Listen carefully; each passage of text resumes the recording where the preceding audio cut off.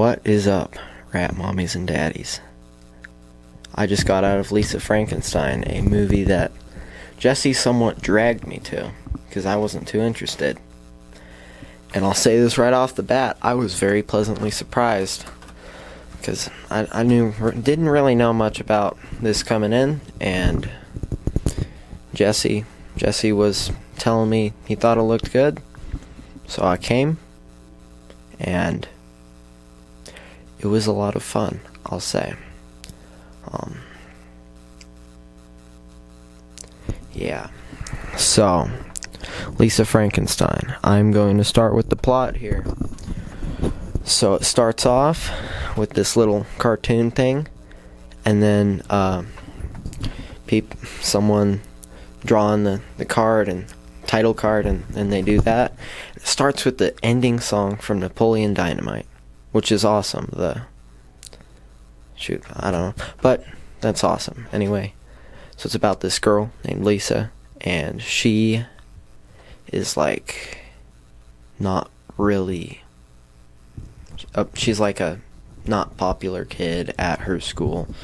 I think she just transferred there because her mom got killed by an axe murderer, and her dad remarried. And why are people yelling? But so yeah, they're all together now. It's the mom, or her dad, his new wife, and then her stepsister, and they're all a family now. And the stepmom is really, really mean. Obvious trope there, but what the heck. And Lisa goes to this party and ends up accidentally reanimating this corpse that is in a graveyard, but she was always like hanging out with the corpse, and she told it, "I want to be with you." So it reanimates by lightning, like Frankenstein. Huh? Lisa Frankenstein? That's the name of the movie. But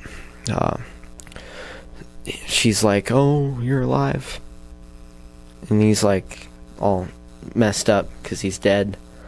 So they kind of are hanging out. She cleans him up, gets clothes for him, and so yeah.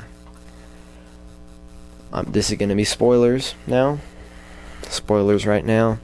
If you haven't seen the movie, I'd say go see it before you watch the rest of this. If you don't want to, then please watch it. Please like before you do that. We need that algorithm to, like it. But so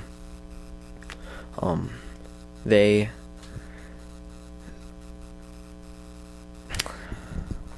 so Lisa and the zombie, we're gonna call him Bob.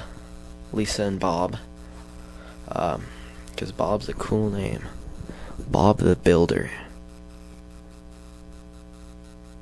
Bob the Builder. Cool guy, honestly.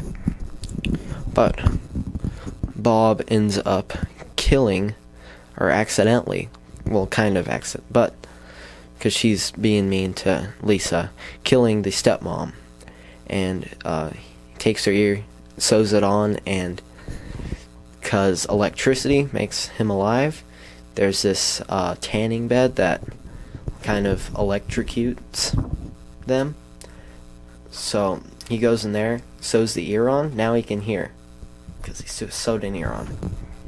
I don't know what the heck, but and he's more full. His face is fuller and all that.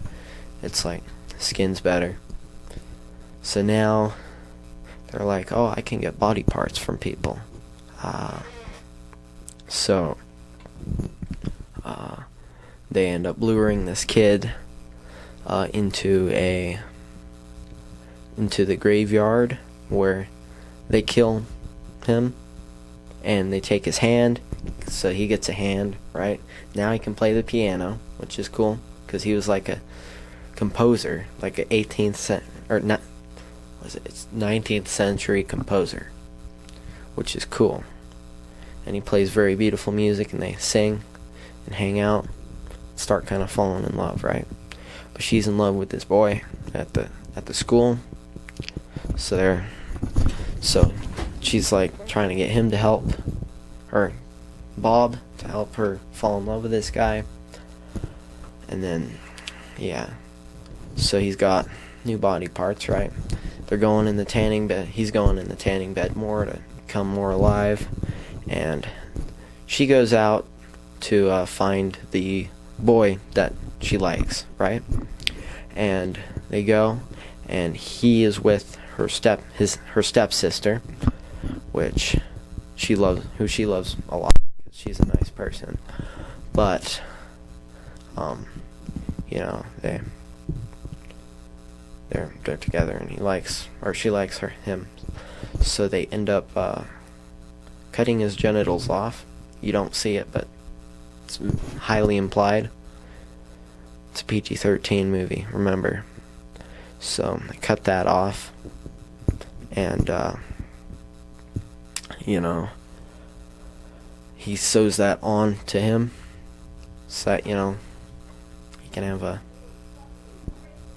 penis, which is funny, right? But anyways, so then they're like, oh, people are coming to kill us. But they're in love, Bob and Lisa. So they go and to the tanning bed, and they say she has to die. So they turn it all the way up, and it electrocutes her to death so that they don't get her. And then it goes to where she's buried, and the family is mourning and all that.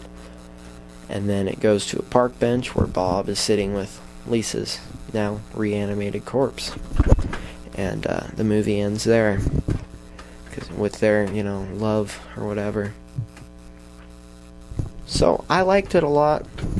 It wasn't too much of a romance, which I liked. It was pretty funny. It wasn't much of a horror movie. I've never been like a horror comedy guy. I've never found it that effective. Well, I've barely watched any of them because I don't think they're effective. And so yeah, but feels like a Tim Burton movie. Kind of funny, kind of dark. The cinematography's like one, except I really, really liked it. This was directed by Robin Williams' daughter, Zelda Williams, who I think has great potential, because that was a really good movie, I thought. So cinematography was like 95 out of 100 for me. Story was like a 80. It was really goofy, you know. Comedy was like a 60. A lot of just kind of really crude jokes, but I find those funny, right? And it was a lot of 80s, just playing off that it's the 80s, which I think is fine. I like the 80s, right? I wasn't there. Oh yeah, it's set in the 80s. But they have like all their hairstyles and all that. Costume and set design was like a 100 out of 100 for me. I really thought that was great. You know, looks really nice. Acting was great. Give that a 80. You know, the lead girl playing Lisa I think she's got a lot of potential. Bob. He's got, I don't know who he is, but he did good as a reanimated corpse. So maybe that's kind of his dream role. Be perfect, him as a reanimated corpse forever. And they also kind of teased a sequel, but kind of not. I don't think they will, which is good. I think it's a good standalone movie. It was dramatic, suspenseful. It's not that. And horror, it's like a 40. They cut people apart for body parts. It's not like scary to me. It's a little gross, you could say, but it's not scary. Yeah, I don't know, but I'll give this movie an 80 out of 100. What was the last one? Argyle. I gave that a pretty high rating. This is probably better than Argyle, honestly. Argyle's gonna be like a 75. We're gonna stick with that 75, but this was like a 85. I had a lot of fun with it. I mean, I'm not a romance movie guy, but great romance movie. So, if it's much of one. But it was fun. I enjoyed it. Recommend you go see it. I hope that Zelda Williams has a bright future ahead of her, and the actress and actor do, and that, thought it was great. So, yeah, I don't have much more to say about it, but I'm going to be making a Dune book review series soon, so look forward to that, coming out real soon, at least for the first book. So, yeah. Goodbye, rat mommies and daddies. Bye!